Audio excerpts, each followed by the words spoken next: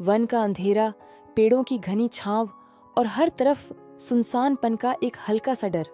5 पांडव भीम, अर्जुन, नकुल, सहदेव और युधिष्ठिर अपने वनवास के चौथे वर्ष में धीरे धीरे जंगल के भीतर बढ़ रहे थे। दिन और रात का फर्क मिट सा गया था। हर कदम पर थकान, हर सांस में बेचैनी। लेकिन युधिष्ठिर का मन हमेशा शांत और धैर्यपूर्ण था। कुछ दूर चलते ही उन्होंने एक झील देखी। पानी निर्मल, चमकदार और प्यास उनके गले में चुभ रही थी।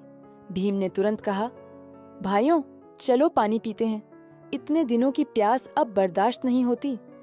युधिष्ठिर ने धीरे से कहा, भीम, रुक जाओ, पहले देख लें कि झील सुरक्षित है या नहीं। कभी कभी दिखावे के पीछे खतरा छुपा होता है। लेकिन पांडवों के मन में थकान और प्यास इतनी थी कि उन्होंने चेतावनी नजरअंदाज कर दी। भीम ने छलांग लगाई और पानी में उतर गया।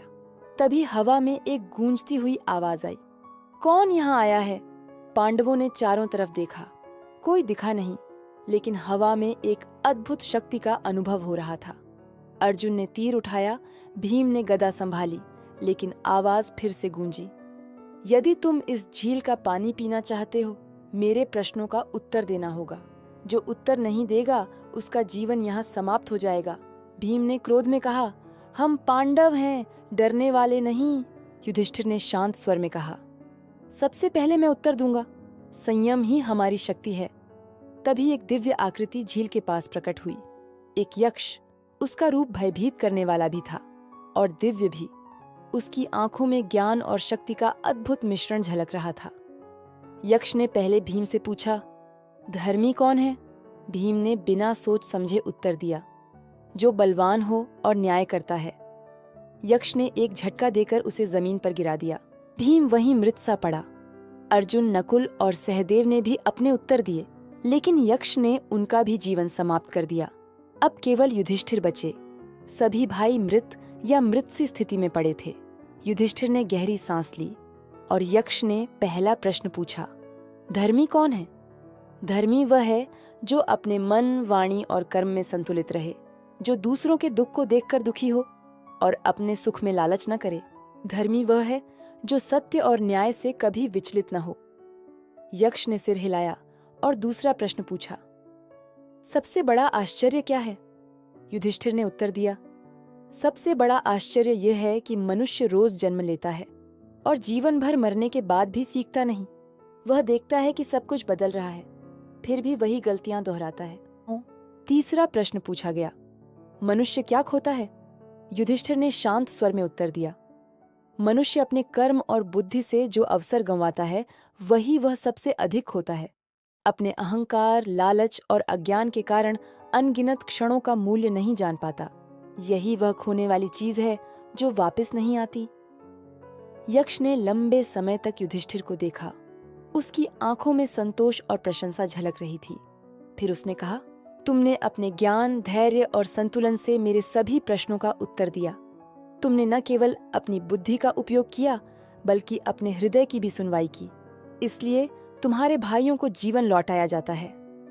जैसे ही यक्ष ने ऐसा कहा, भीम, अर्जुन, नकुल और सहदेव धीरे धीरे जीवित हो गए। भीम उठे, अर्जुन ने अपने तीर को संभाला और नकुल, सहदेव ने भी जीवन में लौटने की खुशी जताई। भीम ने कहा, हम क्या गलत कर गए? हमने तो केवल प्यास बुझाने की कोशिश की थी। युधिष्ठिर मुस्कुराए और बोले, भीम, यह केवल शारीरिक प्यास नहीं थी, यह जीवन की परीक्षा थी, ज्ञान, धैर्य और संयम की परीक्षा। अब हम समझ गए कि केवल शक्ति से कुछ नहीं होता, बुद्धि, धैर्य और संयम सबसे बड़ी शक्ति है। पांडव झील के किनारे कुछ देर रुके। युधिष्ठिर ने अपने भाइयों से कहा, यह यक्ष प्रश्न केवल झील की परीक्षा नहीं थी, यह हमें जीवन का गहरा सत्य सिखा रहा है। कभी भी विपरीत परिस्थितियों में क्रोध या लालच में निर्णय न लो। हमारे विचार, शब्द और कर्म हमें सबसे बड़ा नुकसान या सबसे बड़ा लाभ दे सकते हैं। भीम ने सिर झुकाया। अर्जुन ने कहा, अब समझ आया कि शक्ति के साथ ज्ञान और संयम भी जरूरी है। नकुल और सहदेव ने सहमति में सिर हिलाया।